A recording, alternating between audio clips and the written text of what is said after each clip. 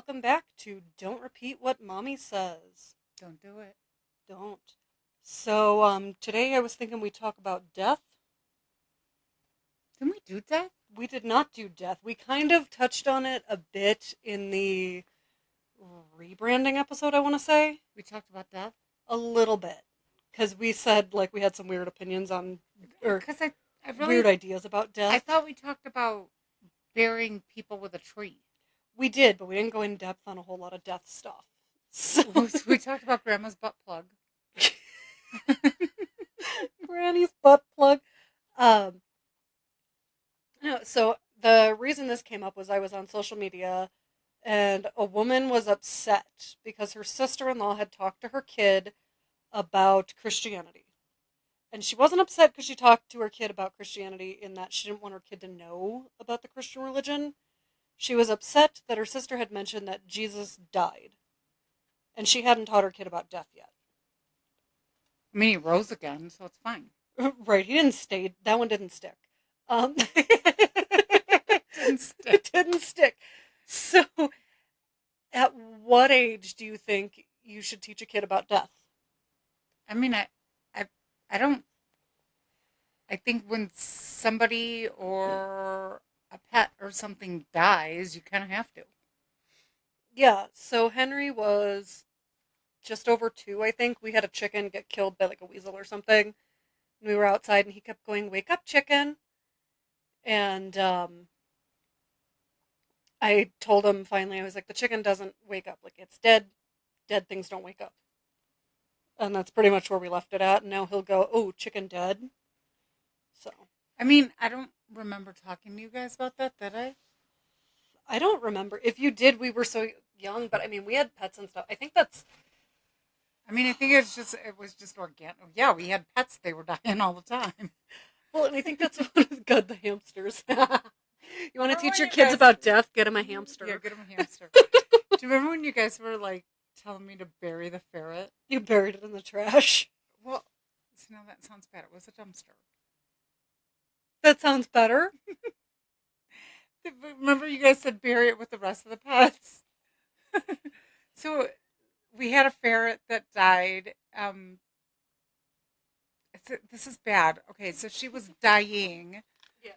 and my husband, he grew up on farms, so killing animals is just something you do, and it's not a big deal to them. I was not a country girl, so whatever. Anyway, this poor ferret was suffering, and and ferrets aren't like cats and dogs. I mean, you can't just go to the vet I mean, I with think you them. can, Can you? But but I don't. I don't Can think you you? guys knew that. I don't know. So anyway, I woke up one morning and she was convulsing and she was dying, but it was a long process. So I tell my husband, I don't want the girls to see her like this. Can you take care of it? Which he promptly took care of it. I'm not even going to say how, but I was like, and he's like, well, you told me to take care of it. So anyway, and then he supposedly buried her. And there was two ferrets. So then I don't know how long. It was quite a while later that the other one died. Anyway, he died. He was dead in his hammock, so nobody had to actually help him. Um, but the girls were like, "Well, we gotta, bury him." And it was cold, like really cold outside. And I'm like, I mean, he's in the bedding, and I threw it in the trash. And they're like, "Well," and I'm like, "Where do you want me to bury him?" They're like, "Bury him where Dad buried all the other pets." I'm like, all right, I hate to be the one to break it to you, but he buried him in the dumpster. Okay, they were horrified because we had told them he buried him. Well, so a friend of mine, she grew up on a ranch her whole life, and she was talking about some animal they had dying, and she's like, "Yeah, it's fine. We just like chucked him in the pit." I'm like, "What do you mean the pit?" She's like we live on a ranch. We have a dead animal pit at the edge of the property. Oh, you want to hear something weird? This is like kind of off topic, but so That's on brand. it's but I work at a waste disposal. It's like a non-hazardous waste disposal. And we mostly take like dirt and shit like that. Somebody called the other day and they're like, can we dispose of dead horses covered in oil?" What? And I thought he like is this a product I'm unaware of, like, or whatever? Anyway, I didn't think I heard him correctly. I'm like, can what? And he repeated himself. I'm like corpses. And he's like, yeah. And I'm like, we don't take that. So then I was talking to my coworker, and I'm like, dude, like, you can't just throw those like in a disposal, right? And he's like, oh yeah, like at a regular trash disposal, sure, they take them.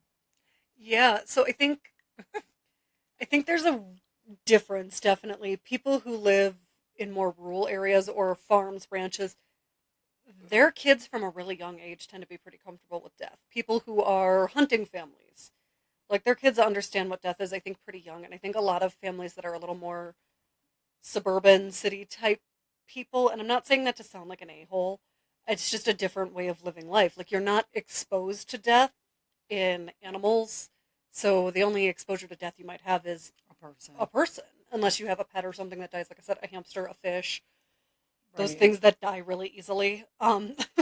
Right. So We call those starter pets.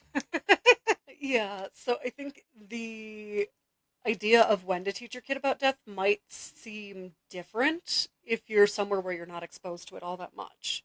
So, like for us, teaching our son about death wasn't, we think he's old enough to understand it now. It was just, we have chickens, a lot of them, and they die. And we had a predator that was killing them pretty brutally.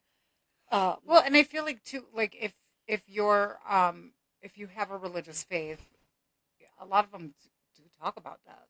So yeah. maybe that's why we never really had a conversation because you know what I mean, like the Bible stories and stuff like that. Maybe I don't know.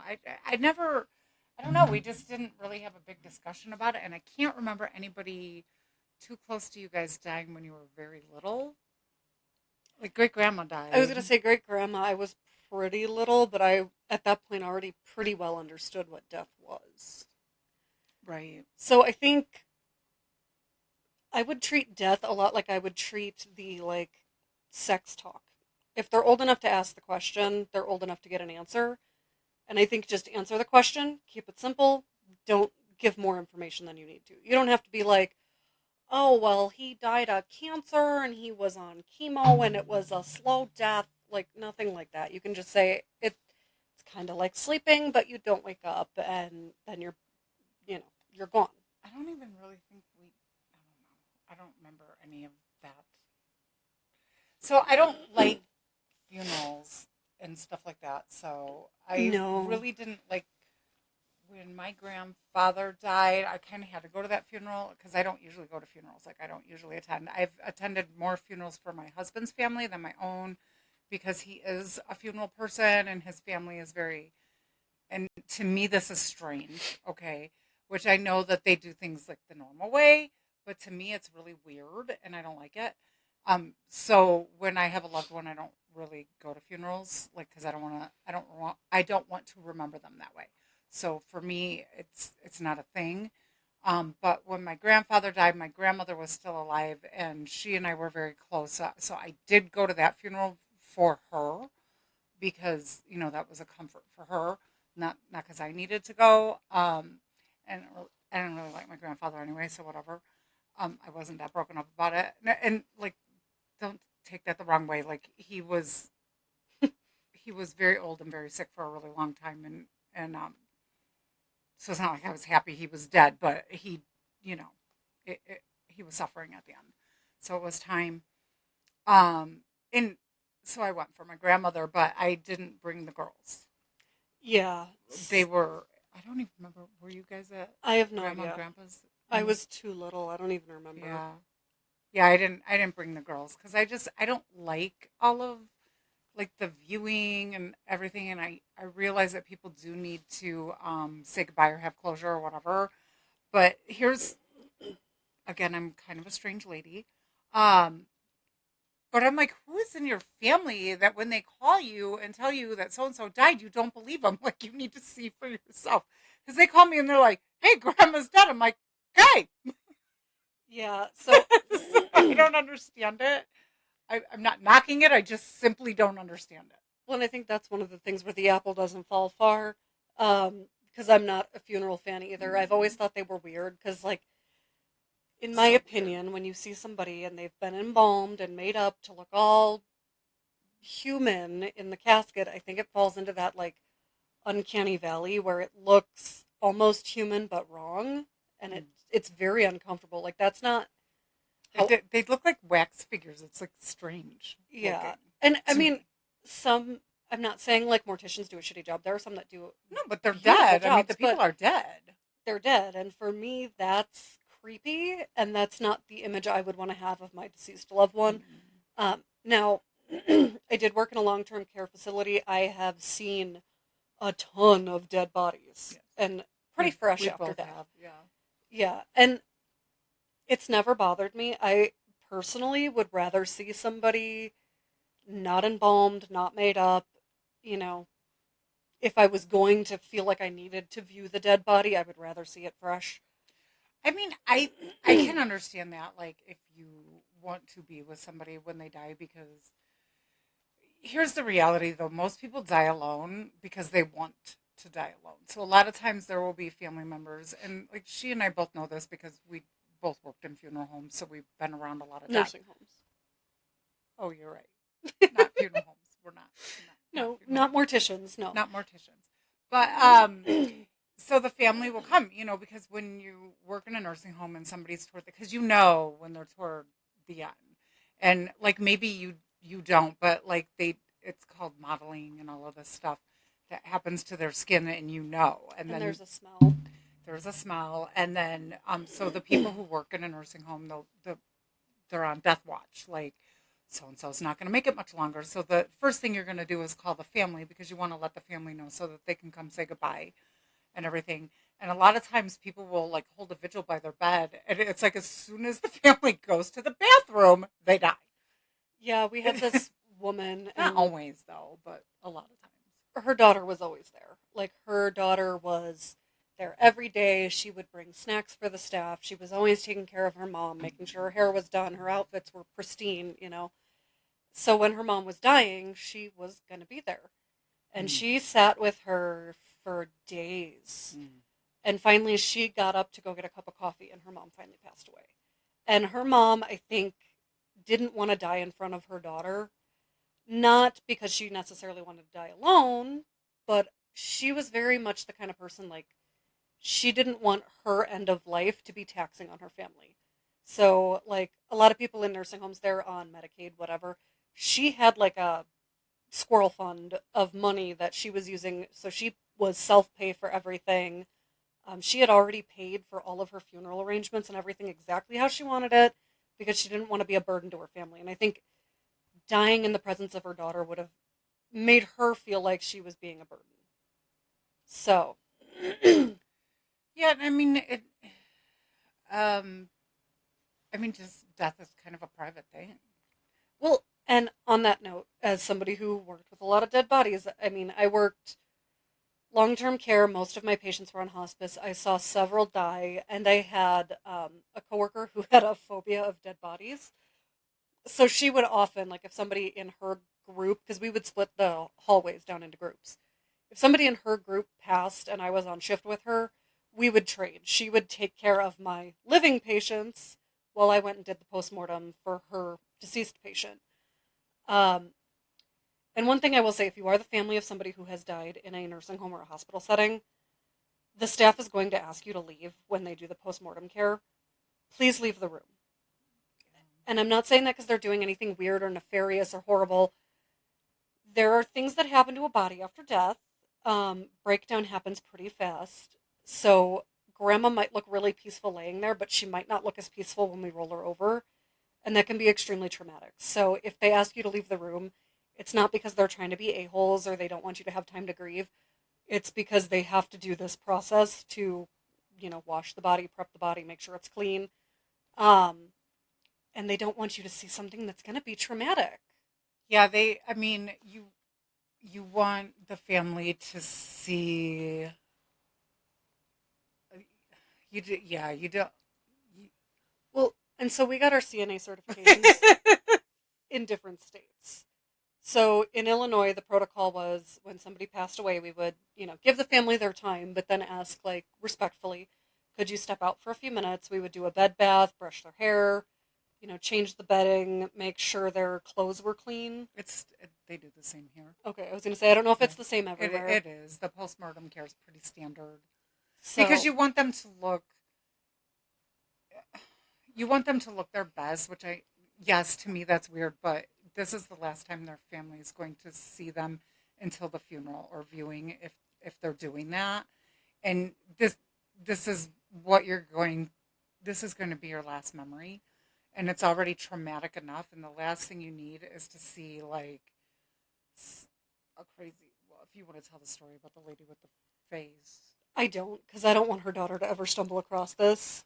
Oh, yeah. So Um, sometimes, like, if they're laying a certain way and the rigor mortis sets in, so the face, if your face is like pressed like this, when the family's only seeing this part of them, but then you roll them over and their face is all, you know, And you well, don't want that to be your last memory in and this horribly traumatic moment. another thing they're doing in like healthcare settings when somebody passes away, when they're doing that postmortem care, it's also a skin check. Because even in an expected death, they're gonna want to know, like, was this an injury that they had before they died? Was it noted?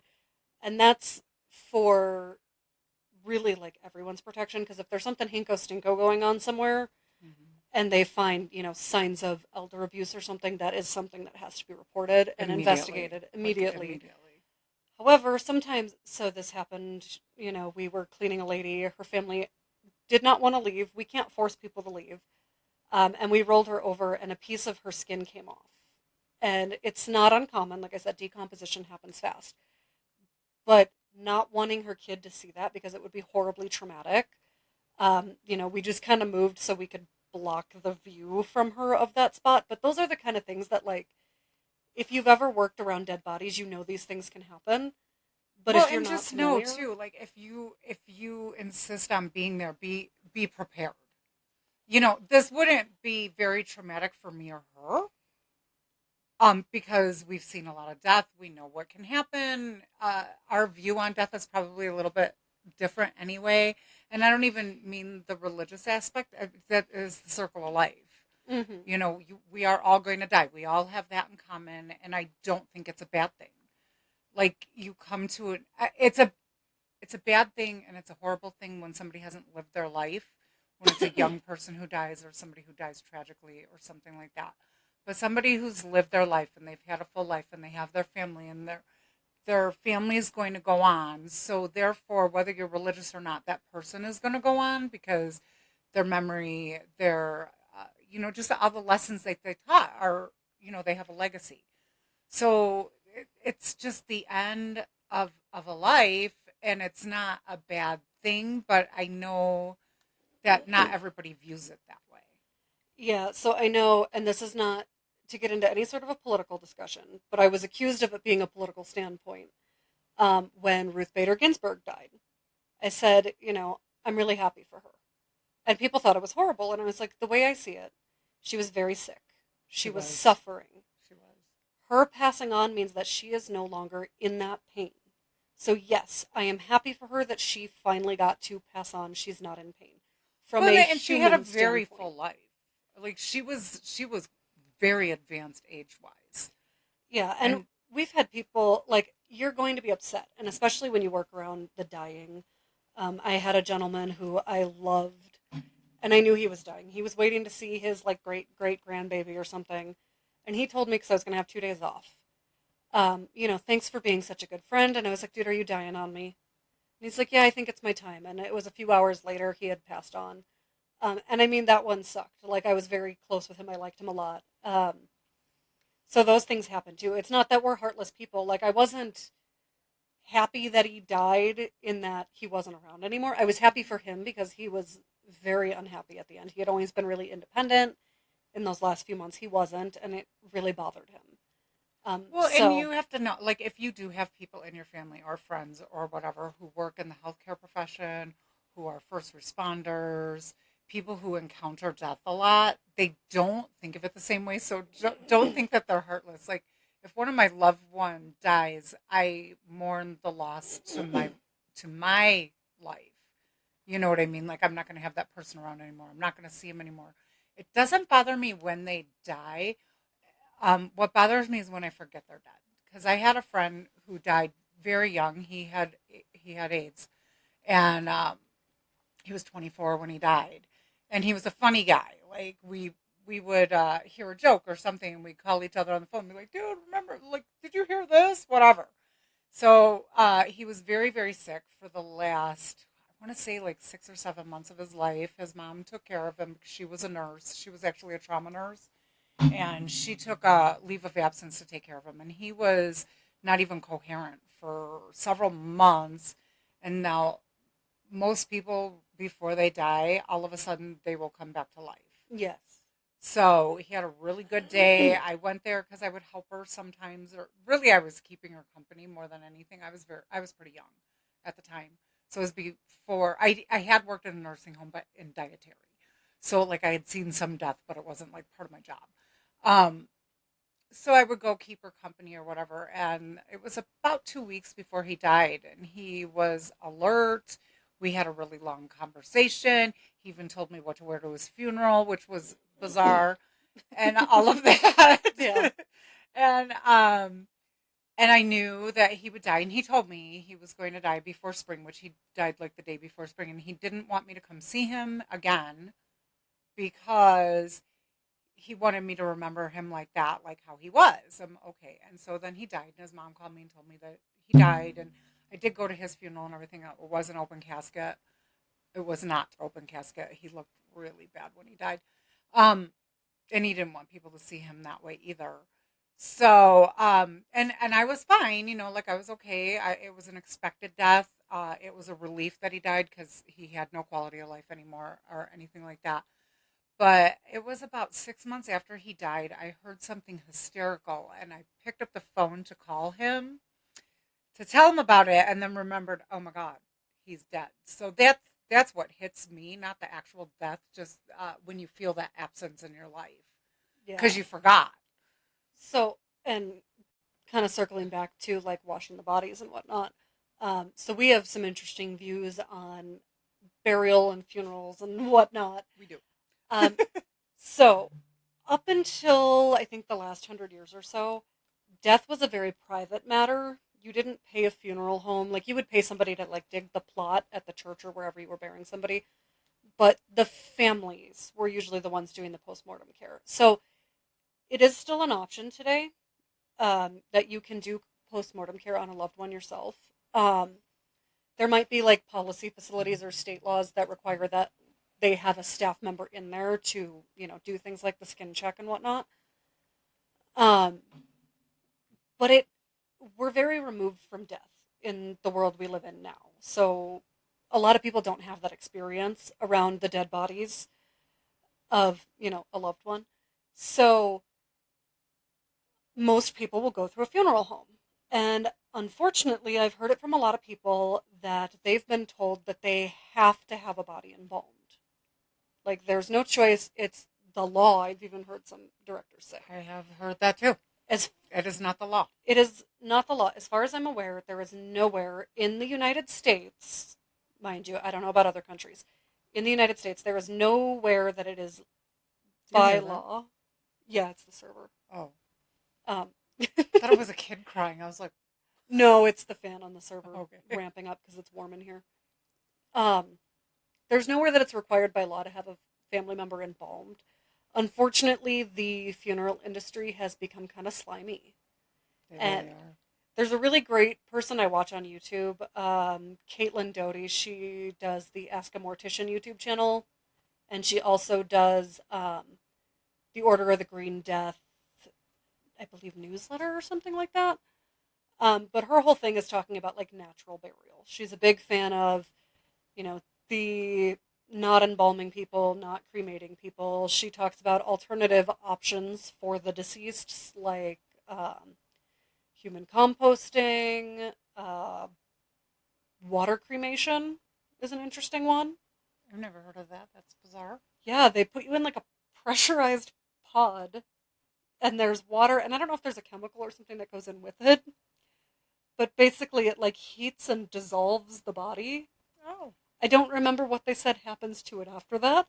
And for all you IDTV watchers, Yeah, it's like a big pressure might be cooker. something to look into.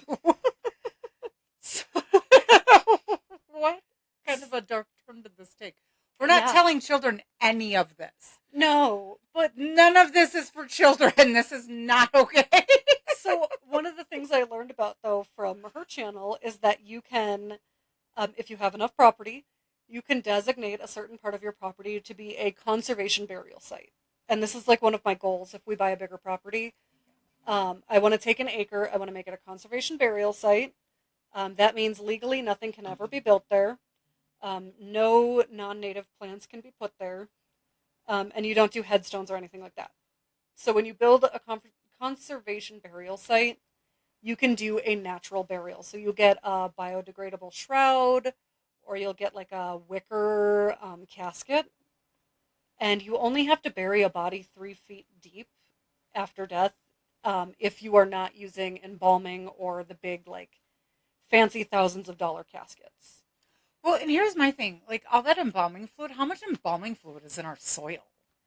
Well, and that's part of why that particular mortician, she started like that whole movement, the Green Death movement. I don't know if she started it or if she just is a big fan of it. I should probably caveat that. Um, but they found like embalming fluid is mostly formaldehyde, which Mm-hmm. is carcinogenic. It's carcinogenic and it can get you high too because that's what they put in Happy Stick. Just so you know. Yeah. I only know that because I had bad friends when I was a teen. So it's dangerous to the person who's performing the embalming.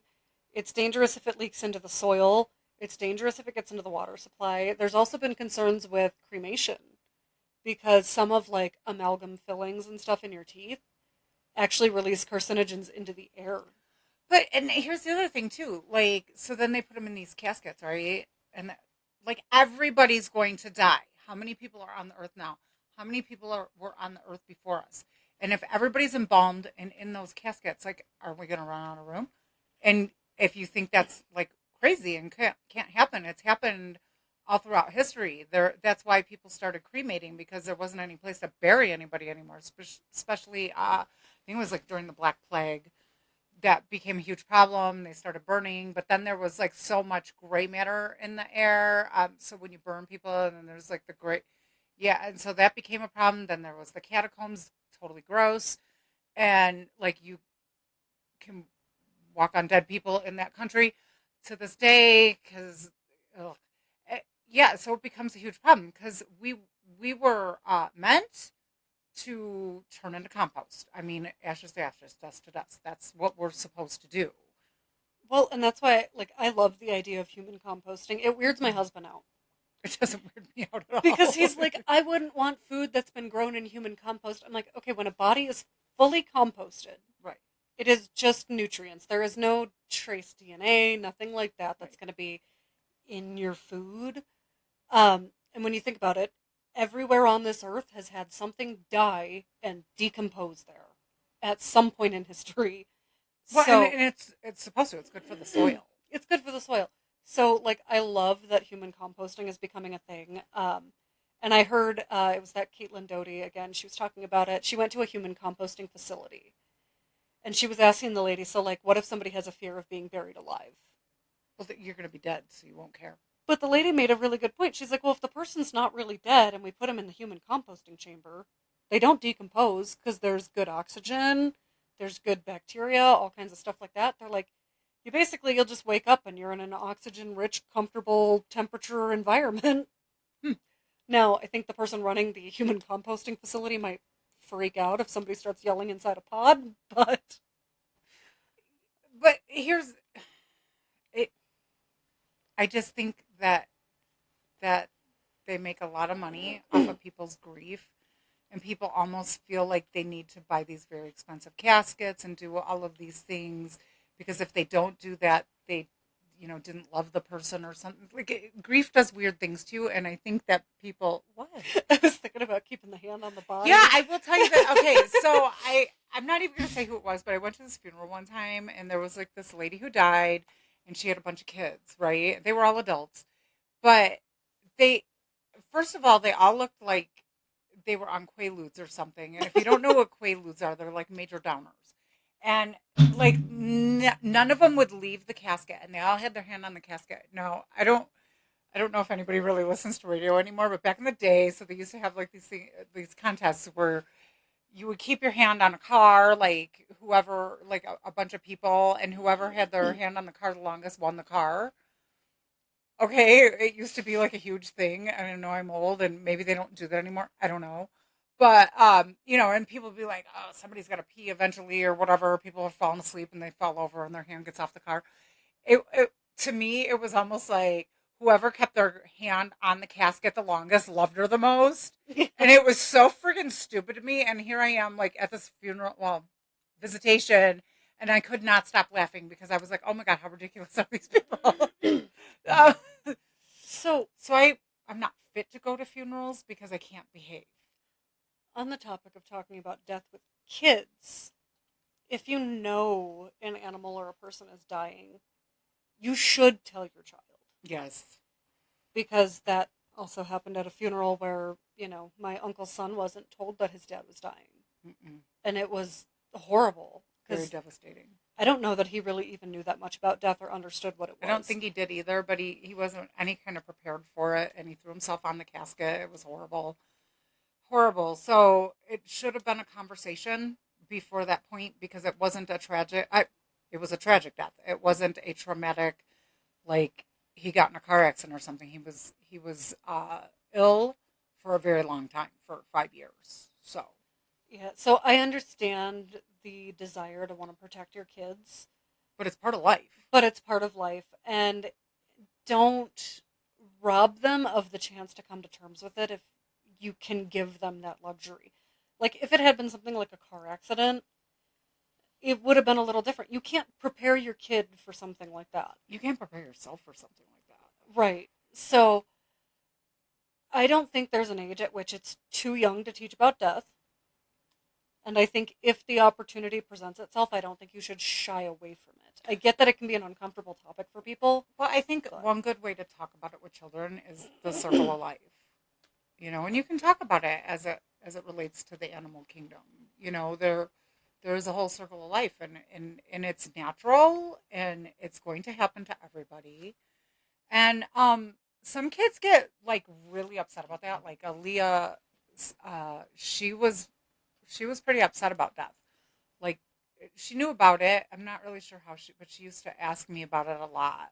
And I mean, it doesn't have to be a bad thing. It's a sad thing, and of course you're going to mourn because you're going to miss that person. But use the love that you have for that person, and the love that they had for you, that doesn't go away. It's just they've moved on to whatever you believe they've moved on to. Even if you don't believe that you go anywhere, you still have that person with you. Their essence is still with you. well, and I think use plain language too. When you're talking about it with your kids, don't be afraid to use the word death, died, dying, Mhm. because you can use words like, oh, we lost him, or so and so has passed on. And the fluffy language is great for making yourself feel better, but it doesn't get the point across, I think. So I think being really plain about what you mean is helpful. Mhm. But Yeah, I so all the stuff we talked about, don't talk about kids. Don't talk to kids about well, that's the thing. Like I said, that. don't They don't need to offer know that. don't offer more information than what they're asking about. But I think these are good things to know about and to think about for yourself, not saying for when you die, but like for when you experience death in your life, these are things to consider. So, Yeah, and if you run into somebody who like me or her that are a little bit morbid or yeah, a little whatever dark. about it, please realize they probably have some kind of an occupation where they've dealt with death a lot. And so you do get a bit, I don't know if you want to say desensitized, because I think we were pretty reverent about death, being that we knew so many people who were on their way to death. You Yeah, know, she sat at the bedside of people who were dying, and so have I. And and it is a reverent thing, but it's not necessarily something that's horrible. Yeah, I think it's okay to recognize that in some cases, death is the best outcome because Mm. that person's not going to get better. So, and I know this comes up a lot with like people on life support. Mm. Um, Ultimately, it would be great if we could know what everybody wanted, but I think if you're the one making those decisions for somebody else, you need to think about what is their quality of life? Is there going to be any coming back from it? So, And and if you ever do have a loved one that goes to a nursing home, that doesn't just go for death. That goes for a lot of other things too. Like I've yes. seen, we had a lady who was very fragile, and her shoulder got dislocated, and the only way to put it back in would be through a surgery. And it was somebody who was married into the family that was her power of attorney, and she's like, "Oh, what should I do?" And she was talking to me about it because she's like, she didn't want her family to be mad at her, but this, and in that lady's case, the best case scenario was just to leave it, that rather than put her through that, because physically she was really fragile. So sometimes these like things you would never even think of come up. And I always say, like, I didn't tell her what to do because that's not my place and it wasn't my place. But I always say, what you need to do is think about quality of life over quantity of life at a certain point in somebody's life. And we're talking about a lady who was not going to live for a very long time anyway, just because of what her health issues were and her age and all of this. So it's like you just need to decide, like, whatever life she has left, what's going to be the best for quality. So talk to the doctor about that, and that's what I told her to do, and that's what she did. She asked all those questions of the doctor, and then made her decision. So just don't always think about what you would want for yourself. Just remember, quality of life means so much more, especially at that stage of life, than you know prolonging something.